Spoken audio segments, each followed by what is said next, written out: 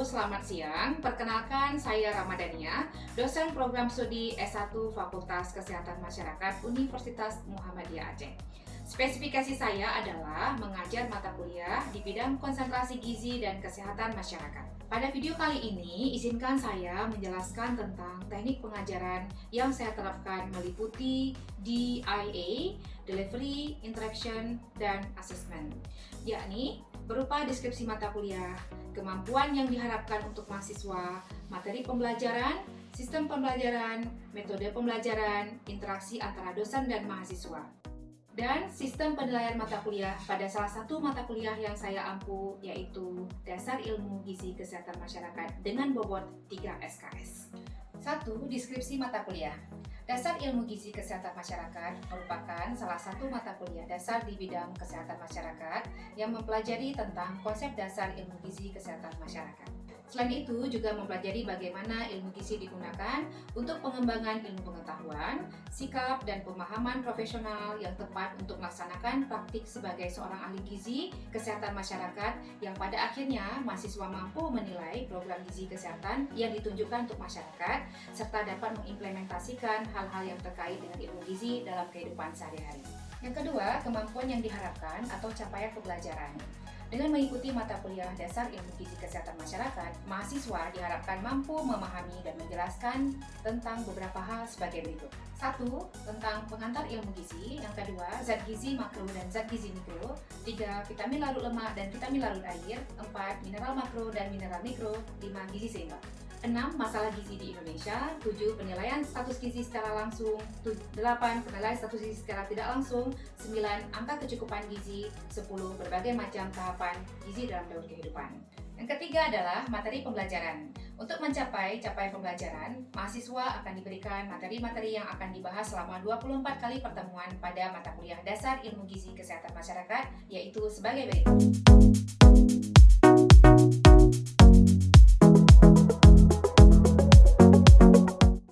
Keempat adalah sistem atau mode pembelajaran. Sistem pembelajaran Dasar Ilmu Gizi Kesehatan Masyarakat dilakukan secara online via Zoom. Kemudian yang kelima, metode pembelajaran. Adapun metode pembelajaran yang sering saya terapkan pada mata kuliah, terutama mata kuliah pokok saya, yaitu Dasar Ilmu Gizi Kesehatan Masyarakat, adalah dengan metode ceramah, diskusi, tanya jawab, dan demonstrasi. Nah, selanjutnya saya akan menjelaskan teknik pengajaran saya dengan menggunakan teknik DIA. Yang pertama adalah delivery. Bagaimana cara saya menyampaikan perkuliahan kepada mahasiswa? Di sini ada 3 strategi yang saya lakukan, yaitu yang pertama, penyampaian dengan menggunakan buku atau textbook. Nah, seperti ini. Dalam hal ini saya menggunakan modul perkuliahan yang saya tulis berdasarkan literatur yang saya baca. Nah, buku modul tersebut sudah bisa diakses secara mudah oleh mahasiswa di perpustakaan Universitas Muhammadiyah Aceh. Di samping itu, saya juga menggunakan beberapa referensi buku textbook yang lain sebagai pendukung, contohnya buku textbook yang ditulis oleh Ibu Sunita Almasir yang berjudul Prinsip Ilmu Gizi, serta beberapa buku teks lainnya. Yang kedua, penyampaian materi selanjutnya dengan cara demonstrasi langsung menggunakan alat peraga. Dalam perkuliahan di mata kuliah ini, alat peraganya menggunakan bahan makanan sumber-sumber zat gizi. Hal ini dilakukan untuk mempermudah mahasiswa dalam memahami materi yang dipelajari. Biasanya, saya akan membagikan kelompok dan kemudian meminta masing-masing kelompok untuk mempersiapkan jenis-jenis bahan makanan sumber zat gizi sesuai dengan nama kelompoknya masing-masing. Misalnya, kelompok pertama adalah kelompok karbohidrat. Maka setiap anggota kelompok akan membawa masing-masing satu jenis bahan makanan sumber karbohidrat. Contohnya nasi, jagung, mie, atau roti.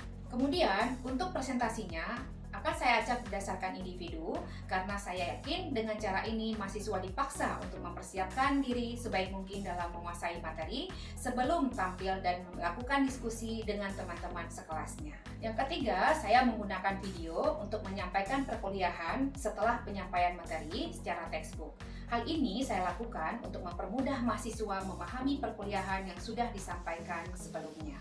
Yang kedua adalah interaction. Bagaimana saya berinteraksi dengan mahasiswa.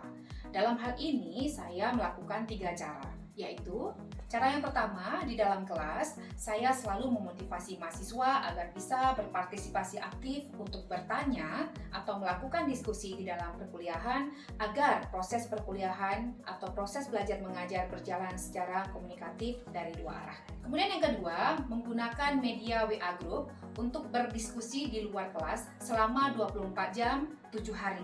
Saya juga tidak jarang memberikan suatu kasus atau pertanyaan atau membahas isu-isu terkini seputar gizi dan kesehatan di dalam grup agar diskusi tetap berjalan di dalam grup WA tersebut. Kemudian yang ketiga, menggunakan e-learning LISA atau Learning System Universitas Muhammadiyah Aceh untuk berdiskusi terkait tugas-tugas yang telah mahasiswa kerjakan. Kemudian yang ketiga, asesmen sistem penilaian terhadap mahasiswa. Di awal perkuliahan, saya selalu menjelaskan kontrak perkuliahan yang disepakati antara saya bersama dengan mahasiswa. Di dalam kontrak perkuliahan tersebut memuat tentang waktu perkuliahan, cara saya menilai dan bobot penilaian saya untuk mahasiswa terkait nilai presensi, kemudian tugas, nilai kuis, nilai UTS, dan nilai UAS.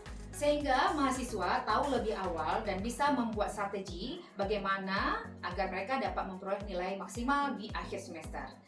Nah, berikut adalah cuplikan proses perkuliahan saya secara online menggunakan media Zoom pada saat paparan mata kuliah Dasar Ilmu Gizi Kesehatan Masyarakat dengan topik pertama, pengantar ilmu gizi. Assalamualaikum warahmatullahi wabarakatuh. Waalaikumsalam warahmatullahi wabarakatuh. Oke, apa kabar adik-adik semua hari ini? Baik? Alhamdulillah baik, Bu. Oke. Hari ini kita ketemu lagi dengan mata kuliah kita, yaitu Dasar Ilmu Gizi Kesehatan Masyarakat. Ya. Tapi sebelumnya, sebelum kita memulai perkuliahan hari ini, mari sama-sama kita berdoa dulu. Ya, sesuai dengan kepercayaan kita masing-masing. Berdoa dimulai.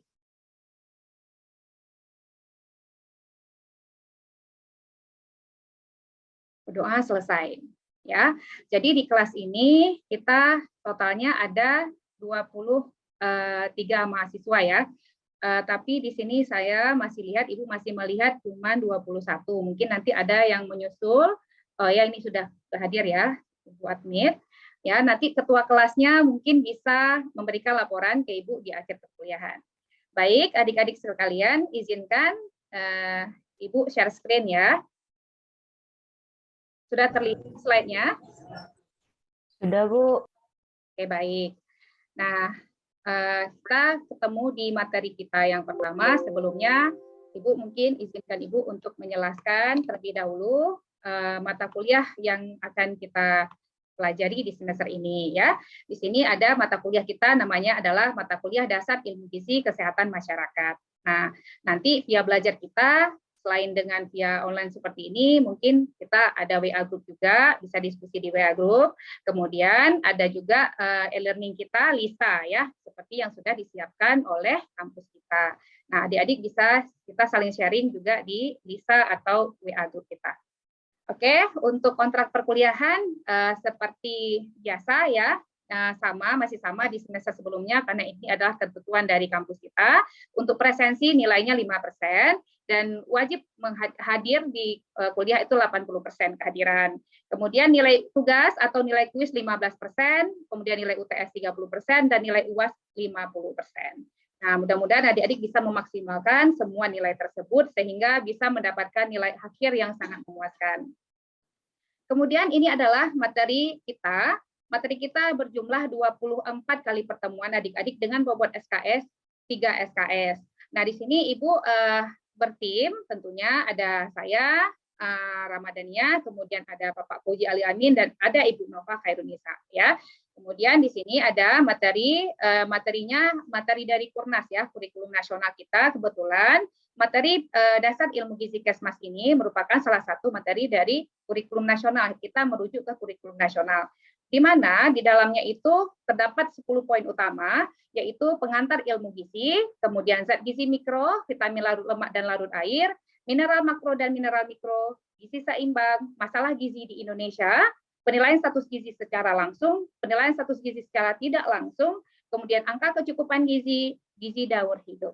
Nah, nanti akan dijabarkan kembali menjadi beberapa poin sehingga total semuanya adalah 24 kali pertemuan ya. Nah, baik untuk pertemuan kali ini, pertemuan pertama yaitu kita tentang pengantar ilmu gizi.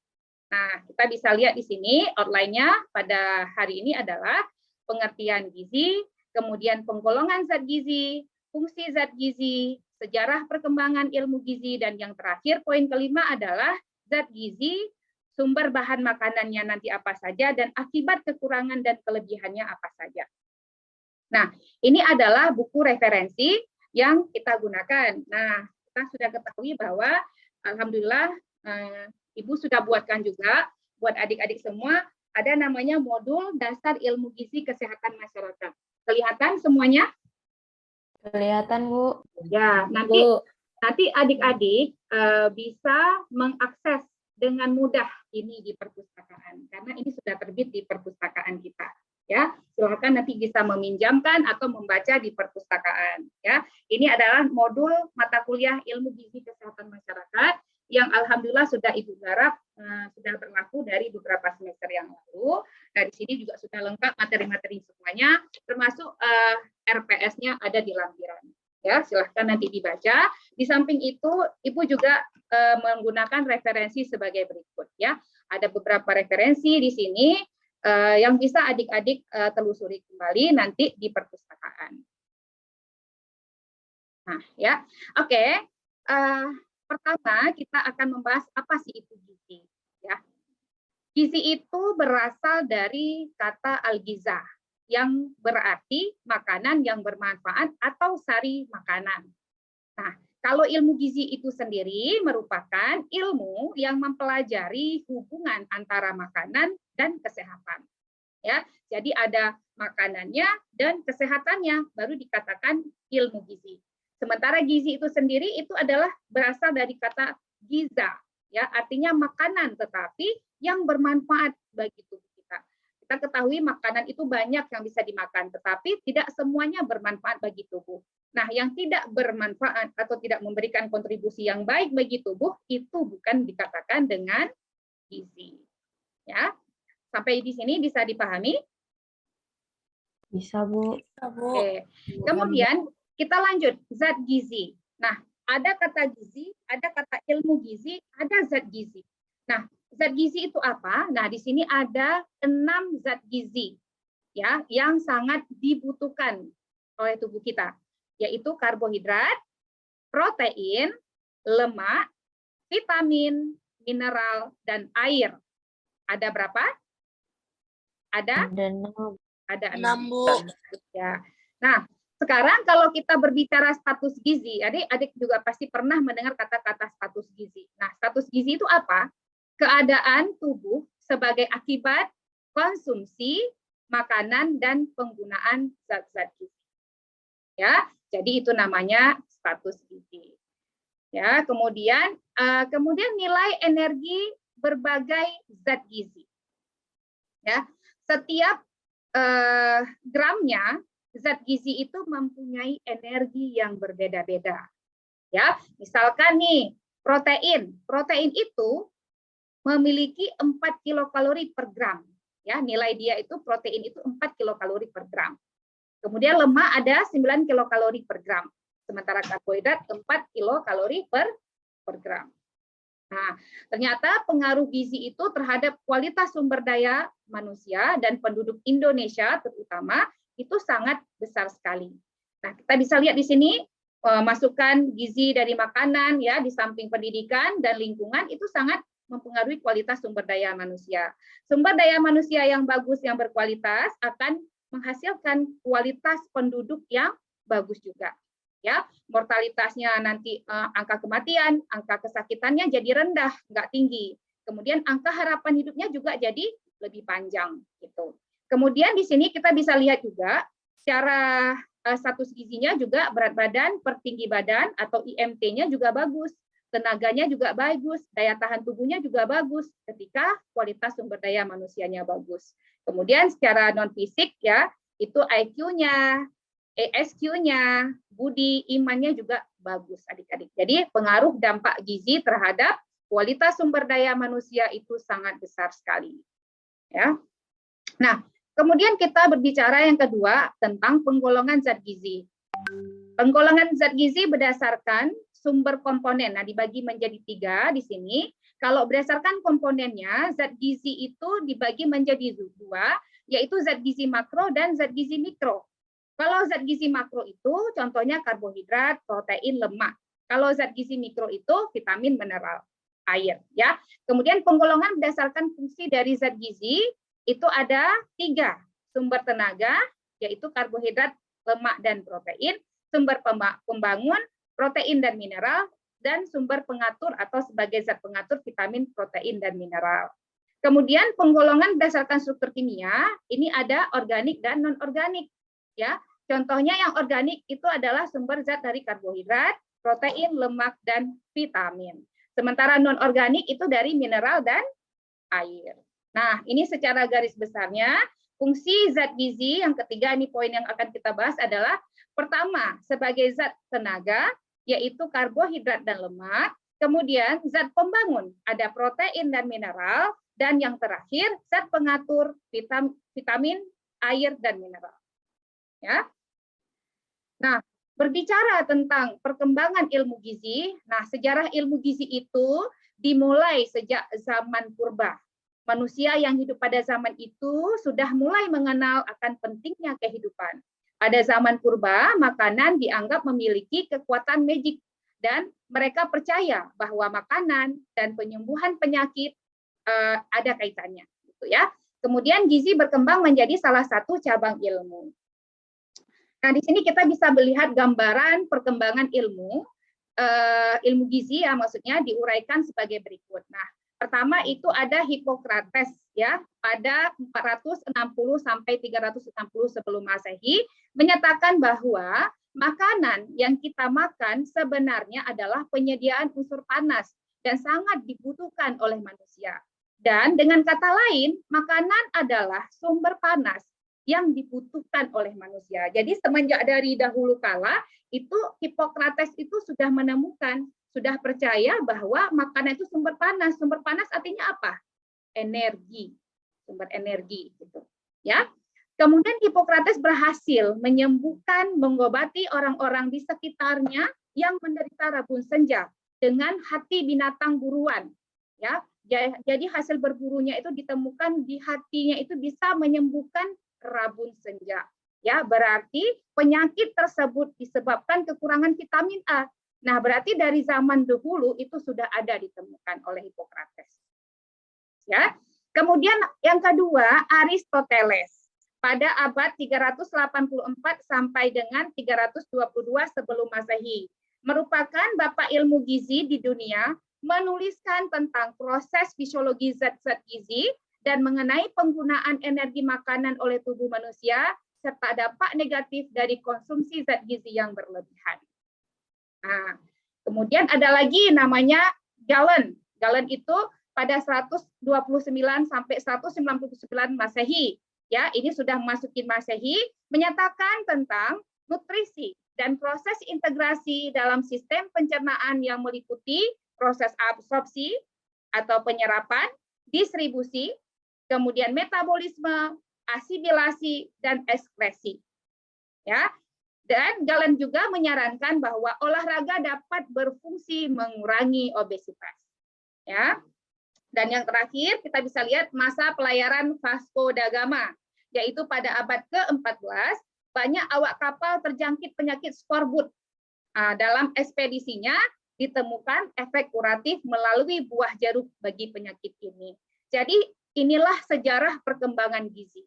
Artinya di sini sudah ditemukan dari zaman dahulu kala makanan itu bisa menjadi obat bagi tubuh kita.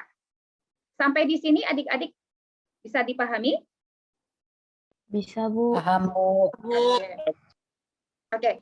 Kemudian kita melihat lagi yang kelima adalah ini yang paling penting ya, poinnya jenis zat gizi, sumber bahan makanan, akibat kekurangan dan kelebihan. Ya.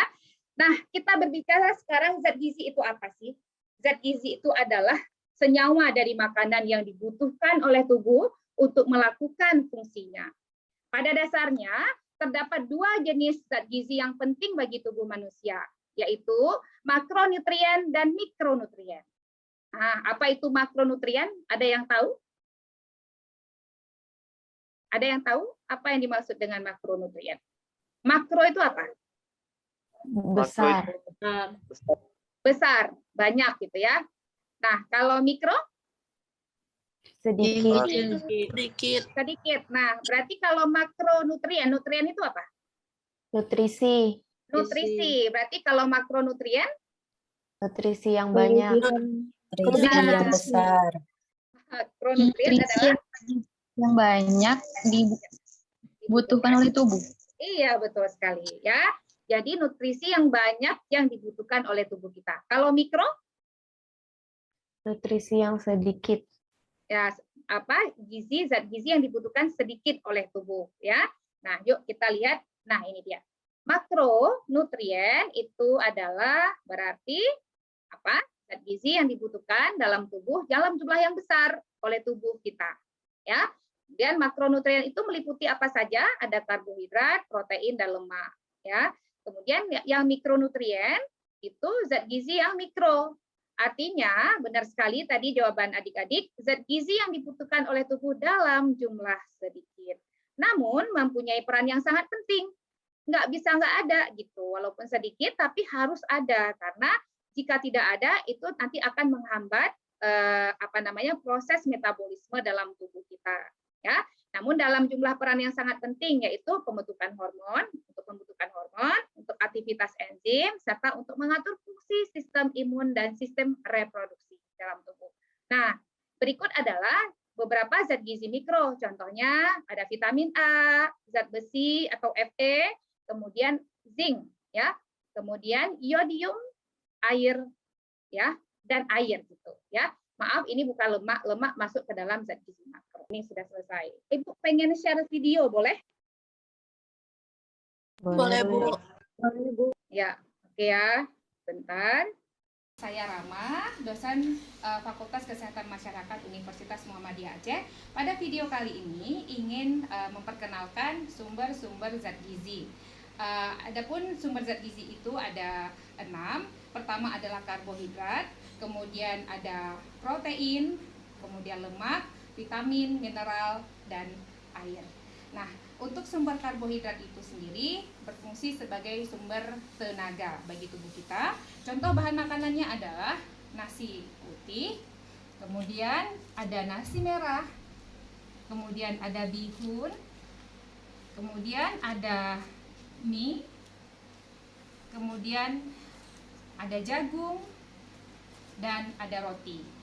Ada masih banyak lagi jenis karbohidrat lainnya seperti kentang, kemudian ubi jalar, dan lain sebagainya. Baik, kemudian kita beralih ke sumber protein. Nah, sumber protein ini ada 2, yaitu protein nabati dan protein hewani. Adapun sumber protein nabati adalah ada tahu, kemudian ada tempe, kemudian ada kacang tanah, kemudian ada kacang merah. Nah, itu dia. Kemudian protein hewani, di sini ada ayam, daging ayam, kemudian ada ikan, kemudian ada telur ayam, dan ada telur bebek.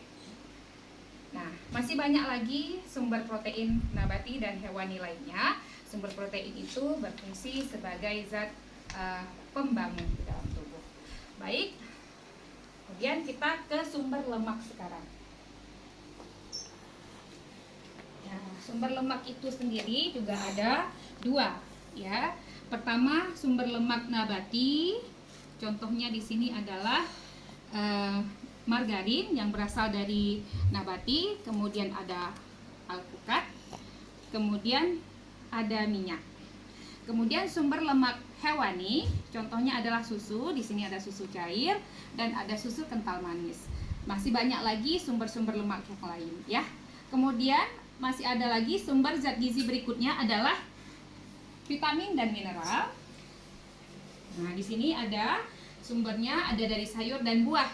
Nah, kalau dari sayur di sini ada brokoli ya contohnya, kemudian ada kecambah atau toge, kemudian ada tomat. Nah, kemudian dari sumber buah-buahan di sini ada buah apel, kemudian ada jeruk, kemudian ada guava. Dan masih banyak lagi sumber vitamin dan mineral dari bahan makanan, sumber sayur dan buah lainnya. Kemudian di sini ada air tentunya ya. Kita ketahui bahwa air merupakan zat yang sangat banyak diperlukan oleh tubuh kita.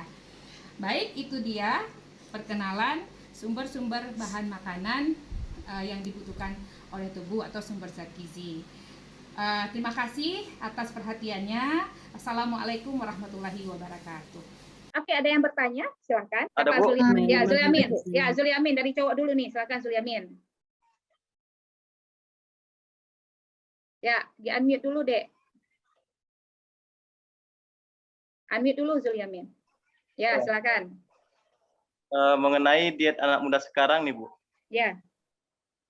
Jadi pertanyaannya, bagaimana tanggapan Ibu mengenai diet anak muda sekarang yang tidak makan berhari-hari demi untuk kurus? Dan Wah. bagaimana juga menurut Ibu diet yang benar itu? Oke, Terima kasih, Bu. Ini kayaknya pengalaman ya, pengalaman saudara-saudaranya mungkin. Oke, tanggapan Ibu mengenai diet yang tidak makan berhari-hari. Nah, itu tentunya salah ya. Sebagai seorang ahli gizi atau ahli kesehatan masyarakat, khususnya nanti yang yang konsen di bidang gizi pasti tahu ke depannya kita harus makan yang seimbang. Kalau kita mau diet boleh, artinya nanti ada karbohidratnya harus dikurangi, lemaknya dikurangi, begitu ya. Bukan artinya kita pengen kurus nggak boleh makan sama sekali, itu salah. Gitu. Dan diet yang bagus menurut pendapat Ibu adalah yang seimbang. Tetap kita makan seimbang, diatur harus ada karbohidratnya dikit, protein. Diet yang sehat itu tidak harus cepat, tetapi pelan tapi pasti. Ya, butuh waktu. Oke, satu lagi ya. Karena waktu kita. Siapa? Bu, saya Bu. Fatin, Farhana, silakan. Kan kenapa kata-kata gizi seimbang itu lebih tepat digunakan dibandingkan 4 sehat 5 sempurna, Bu? Terus sehingga kata-kata 4 sehat 5 sempurna itu sudah digantikan dengan gizi seimbang. Oke, baik ya. Pertanyaan yang sangat bagus ya. 4 sehat 5 sempurna. Kalau yang 4 sehat itu apa kemarin ya? Waktu dulu masih ingat nggak yang 4 sehat? Ada nasi, ya kan, lauk pauk yang kedua, sayur-sayuran, buah-buahan. Yang sempurna adalah susu yang kelima. Nah, apakah kalau tidak makan susu, tidak minum susu dikatakan tidak sempurna? Tentu tidak. Ya, makanya tidak berlaku lagi 4 sehat 5 sempurna. Kan susu sumber protein. Tidak hanya susu. Ya kan? Ada tadi apa?